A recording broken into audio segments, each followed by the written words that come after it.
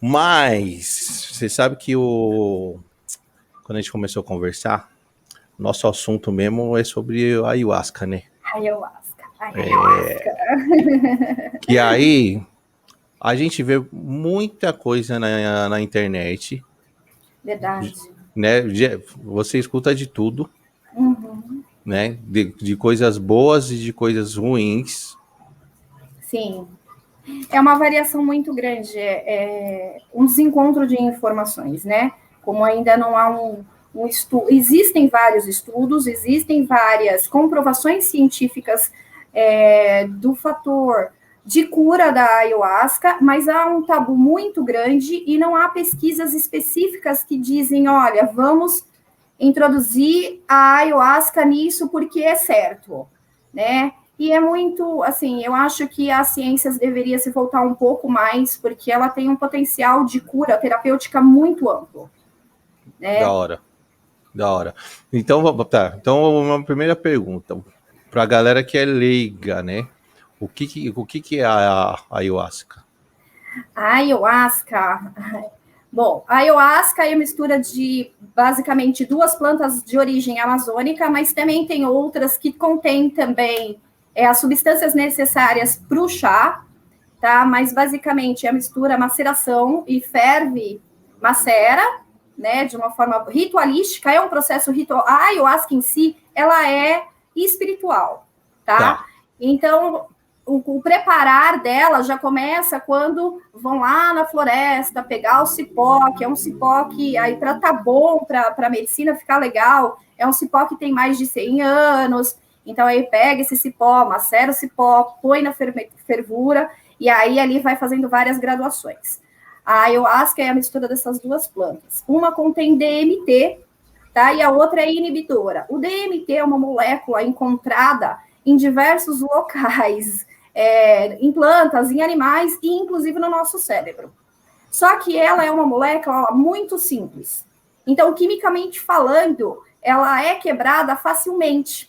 E o poder psicoativo dela não se manifesta porque quando ela é introduzida no nosso organismo, ela se quebra. Então, ela precisa de uma outra planta que é a inibidora, tá? Para que ela fique um pouco mais dentro do nosso organismo, para que a gente entre nesse processo psicoativo. Essa é a ayahuasca. É um chá indígena com 4.000 anos de história, tá? E se expandiu para todos os povos aí da floresta amazônica, não só aqui no Brasil, mas toda a costa ali da Amazônia.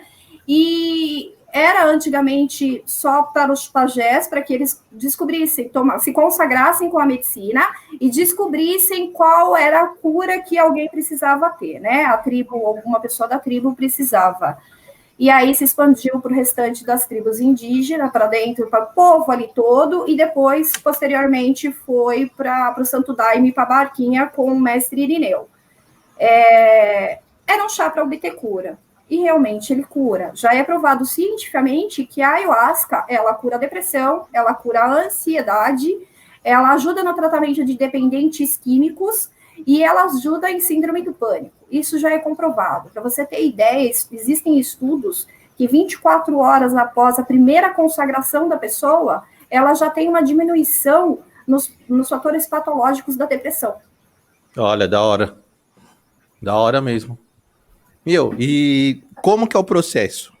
Por exemplo, qualquer pessoa pode tomar ayahuasca, pode tomar em qualquer lugar. Como que é isso? Então, a ayahuasca é para todos, mas nem todos é para ayahuasca. Existem fatores patológicos que as pessoas não podem consagrar a medicina da ayahuasca.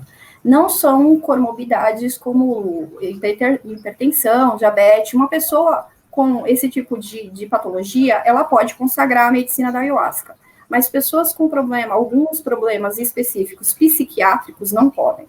Por exemplo, pessoas esquizofrênicas, elas não desassociam o que é real do que é da mente delas. E a ayahuasca, por ser um psicoativo, ela vai causar alucinações na pessoa, tá? E isso, para uma pessoa esquizofrênica, é complicadíssimo, porque vai expandir, vai piorar o quadro dela. Então, Entendi. nem Então todo não mundo é, pode. pode tomar. Exatamente. Exatamente. E assim, Tem lugares certos para tomar? Pessoas podem fazer em casa para tomar? Como que é isso? A ayahuasca, ela é uma medicina que precisa da ritualística. Faz parte do contexto. A Tá. ritualística, a música, induz o processo da medicina dentro de nós. Tá? Não aconselho de forma alguma ninguém consagrar em casa. Tipo assim, eu consegui com alguém e vou tomar em casa. Não é legal.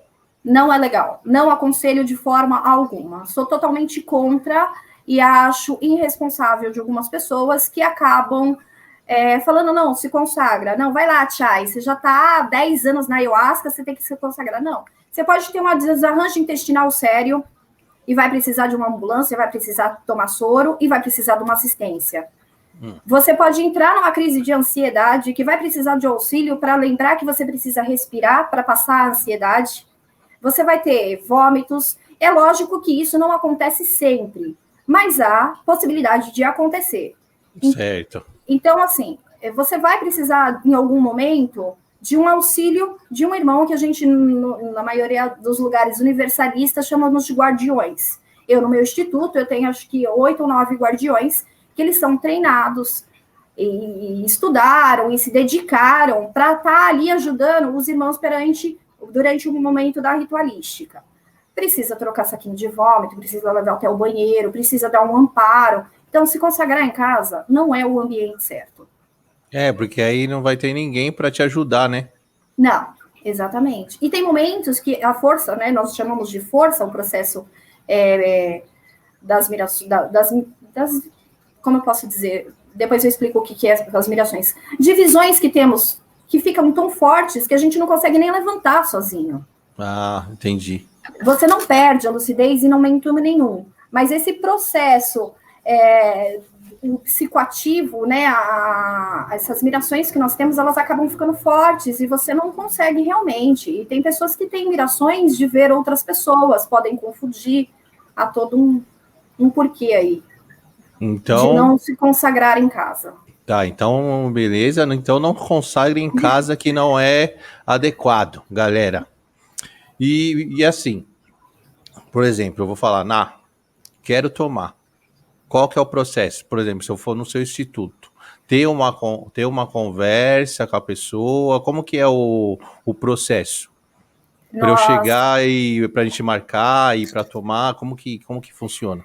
Às vezes eu acho que eu espanto até as pessoas de tanto que eu converso e pergunto, né? Porque elas primeiro vêm a mim e acabam, ou pelas redes sociais, embora eu não me manifeste muito em redes sociais, mas sempre há um indicando o outro. Então, me ligam ou me chamam via app, né? E aí eu converso, eu pergunto, olha, você já se consagrou, você conhece a medicina? Aí eu mando uns textos, tem alguns vídeos que eu acho bacana, eu acabo mandando para as pessoas, e aí eu fico perguntando, olha, você tem dúvida? Pergunto sobre as patologias, pergunto sobre o seu quadro psiquiátrico, pergunto em relação a drogas, bebidas alcoólicas, porque, querendo ou não, é necessário eu saber para eu poder explicar como vai ser o procedimento dela durante a ritualística. Né? Tirando eu não sei falar essa palavra, a ficha, né, que nós fazemos, essa investigação sobre a pessoa, sobre o quadro psicológico dela. É uma triagem. Exatamente, uma triagem. Também tem a questão da alimentação. Então, ela tem que fazer o preparo da alimentação. Aí, uma semana antes, eu já começo a falar, olha, vamos nos alimentar de alimentos mais alcalinos, para equilibrar o pH do nosso sangue. O porquê de equilibrar o pH do nosso sangue? Para que, durante o processo da força, a pessoa não tenha tanta desarranjos, tanta ânsia de vômito, né? Não tem uma peia, né? Que nós chamamos de processo espiritual aí, que é colocar tudo para fora, é chorar, é vomitar, e aí também tem aquele parte de enfrentar os seus medos. Então, você preparando o seu organismo para receber o chá, equilibrando o pH do seu organismo, você vai ter um aproveitamento melhor durante a ritualística e entender o que a medicina da ayahuasca precisa lhe mostrar. E aí, também, 3 dias antes, a gente fala para não ingerir bebida alcoólica, não ter relações sexuais, não comer carne, porque a carne demora aproximadamente 3 dias para ser digerido, e esse processo, se você comer carne, por exemplo, 1, 2 dias antes, você vai vomitar muito, e vai ter um desarranjo intestinal forte. Ah, mas os indígenas comem carne todo dia. Tudo bem, os indígenas tomam a medicina de bebê. Eles estão acostumados com a medicina no organismo. Nós não estamos. Ah, mas eu tomo todo fim de semana. Mas vamos com calma. Há um processo. E é diferente, querendo ou não, é diferente. Ah, entendi.